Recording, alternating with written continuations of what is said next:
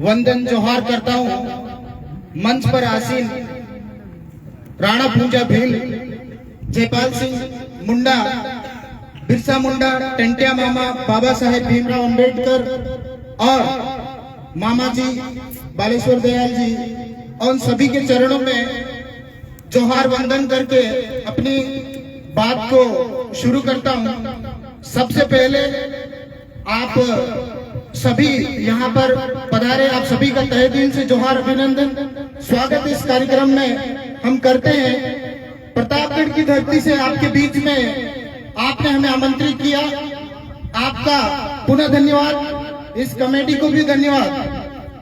आज मैं अपनी बात शुरू करता हूं। सबसे पहले आप एक बार जोश में आ जाए।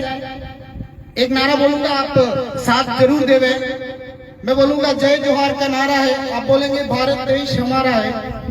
जोर से बोलेंगे, सभी साथ देंगे। जय जोहार का नारा है, मजा नहीं आया, पीछे तक आवाज मेरी पहुंच रही है तो जय जोहार का नारा है, जय जोहार का नारा है, भारत देश हमारा है। जिस धरती पर हम बैठे हैं और ये जो आपके चारों तरफ दिख रहा है, ये तो हमारा ही है। ये पूरा देश, जहां पर नरेंद्र मोदी, चाहे अशोक गहलोत, आपके दिल्ली के मुख्यमंत्री केजरीवाल, चाहे झारखंड, छत्तीसगढ़, जो भी आपको सुनाई दिया है, वो पूरे देश की जो धरती है वो आदिवासियों की है, हमारी है। ये बात आप सभी को पता होनी चाहिए। पता है या नहीं है? नहीं है पता। सब कहती है भारत देश आपड़ो है, हमारो है, पर है कैसे? कैसे हम जवाब देंगे? हम किसी को कह तो देंगे कि जय जोहार का नारा है, भारत देश हमारा है, लेकिन है कैसे ये हम नहीं जानते हैं। ये बात हम बताने के लिए आए हैं। दूसरी चीज है कि ये जो चिंतन शिविर ऐसे चल रहे हैं, ये सिर्फ यही नहीं हो रहे। हमारे प्रतापगढ़, बांसवाड़ा, डूंगरपुर, पूरा जो भीलों का टेरिटरी, पूरा जो इलाका है, वहां पर ये चिंतन शिविर आयोजित हो रहे हैं। और वहां पर सभी चिंतन शिविर में एक ही बात निकल करके आ रही है कि आदिवासियों को भारत देश का जो मालिक है उसको कैसे जगाया जाए, क्योंकि यहाँ देश को मालिक आज हूतो तो को है आराम थी। अरे चिंतन शिविर में खुद में आवाज है क्या लो जात आदिवासी आदिवासी वाला करिया आप काम बटे, ये बातें निकल करके आ रही है। तो ये उन लोगों की लड़ाई हम यहाँ बैठ करके लड़ रहे हैं, जो घर में बैठ करके ऐसे बोलने वाले लोगों को समझने की जरूरत है। उनके हिस्से की लड़ाई हम यहाँ पे लड़ रहे हैं। अब भारत देश का मालिक कैसे है, ये सिर्फ मैं ही नहीं कह रहा, सुप्रीम कोर्ट के बहुत सारे जजमेंट आए। 5वीं अनुसूची ये कहती है कि ये जो आपकी अनुसूचित क्षेत्र की जितनी भी जमीन है, ये किसी गैर आदिवासी के नाम पर नहीं हो सकती। गैर आदिवासी तो ठीक, सरकार के नाम पे भी ये जमीन नहीं हो सकती है, क्योंकि 1988 का एक judgment, P Rammi Reddy judgment, Andhra Pradesh सरकार का एक फैसला आया। कोर्ट ने आदेश दिया कि इस देश की जो जमीन है वो आदिवासियों की है। बाकी जितने भी आपके जो जितने भी समुदाय के दूसरे लोग हैं वो गैर आदिवासी हैं। वो विदेश से, बाहर से आए हुए यहाँ आक्रमणकारियों की संतानें हैं। उन्होंने यहाँ आकर के घर बसाया। कैसे?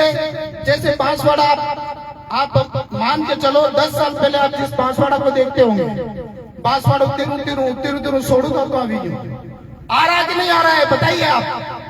आप दानपुर को देखते होंगे, आप छोटी सरवन को देखते होंगे। छोटी सरवन आप हरवणु पोड़ू था तो अभी सोड़ू था तो अभी। ये क्या हो रहा है भाई? इस देश की जमीन आदिवासियों की थी। आदिवासी गैर आदिवासी के नाम पे जब नहीं हो सकती जमीन, तो जब बाजारी पर पोड़ा टिम खाता अभी। कैसे हो रहा है ये? आदिवासियों के कानूनों के साथ छेड़छाड़ हो रहा है।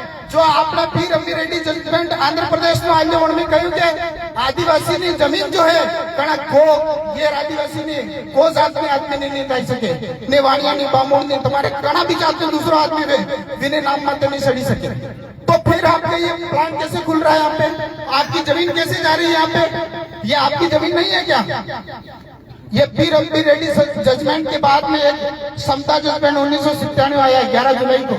समता जजमेंट के अंदर ये भी कहा गया कि यहाँ की जो जमीन है वो गैर आदिवासी तो ठीक है, सरकार के नाम पे भी नहीं हो सकती। और यहाँ पर जो कंपनी लग रही है वो कंपनी अगर आदिवासी की होगी तो उसके नाम पे होगी, वरना नहीं हो सकती।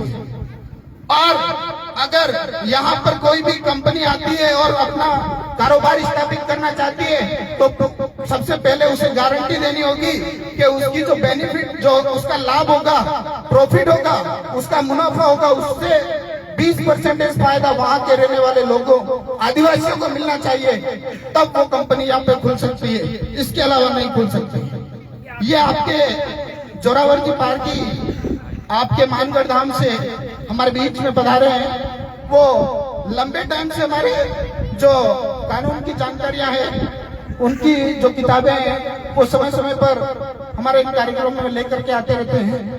समता जजमेंट की जो कॉपी इनके पास है, आप उनसे प्राप्त कर ले। दूसरा, आपके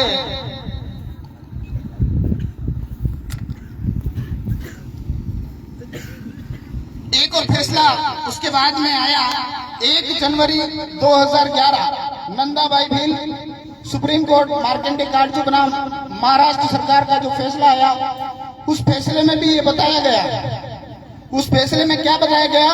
नंदाबाई भील जो थी आदिवासी समाज की थी, किसी गैर आदिवासी समुदाय उच्च जाति के आदमी ने उसके साथ रेप कर दिया और उसके बच्चे पैदा हो गए।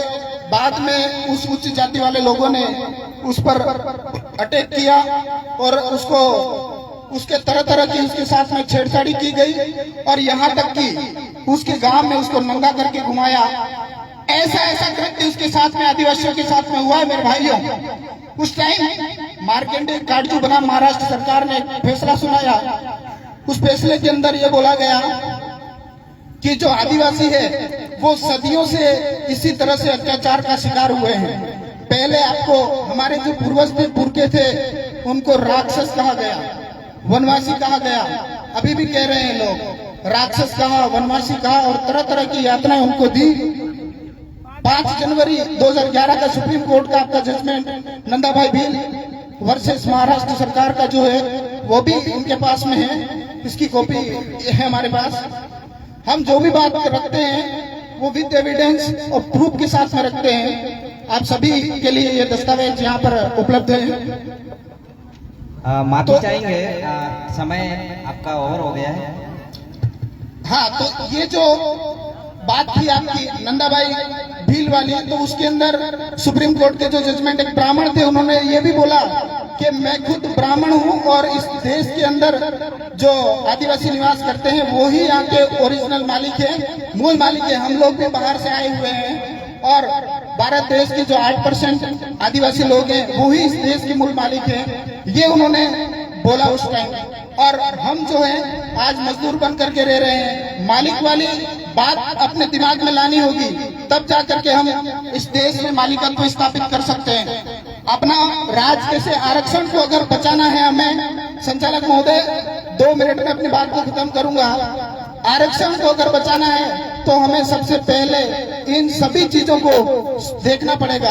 दूसरी चीज एक हमारी संस्कृति, हमारे पहनावे को, हमारे बोली को, हमारी भाषा को हमें बचाना होगा, तभी हम आरक्षण प्राप्त कर सकते हैं। मालिक वाली बात मैं कर रहा था। आज 5 जनवरी 2011 का जो जजमेंट आया उसके बाद में हम एक चीज को देख रहे हैं। आप सभी 5वीं अनुसूची को समझते हैं। यहाँ वार्ड पंच, सरपंच से लगाकर प्रधान, एमएलए और ऊपर तक के जितने सारे आपके लोग हैं, 5वीं अनुसूची के तहत आदिवासी का प्रमाण पत्र लेकर के ही बने हुए हैं। अगर ये 5वीं अनुसूची नहीं होती तो आपका जो वार्ड पंच है वो आपका गैर आदिवासी नहीं होता, गैर आदिवासी होता। 5वीं अनुसूची नहीं होती तो आपका सरपंच आदिवासी नहीं, कोई वाणी बामुड़ गए तो आपका प्रधान आदिवासी नहीं होता, आपका जो विधानसभा में एमएलए बैठता है वो आपका आदिवासी नहीं होता, अगर 5वीं अनुसूची नहीं होती तो। 5वीं अनुसूची को हमें पढ़ना और समझना जरूरी है। मेरी इन्हीं बातों के साथ में अपनी बात को विराम देता हूँ। धन्यवाद। जोहार। बहुत बहुत धन्यवाद दिनेश भाई। दिनेश भाई ने काफी अच्छी बात करी और पिछले कम से कम 3-4 सालों का आपका अनुभव है समाज सेवा का, आदिवासी परिवार में काम करने का। लेकिन कारण क्या होता है कि जो वक्ता है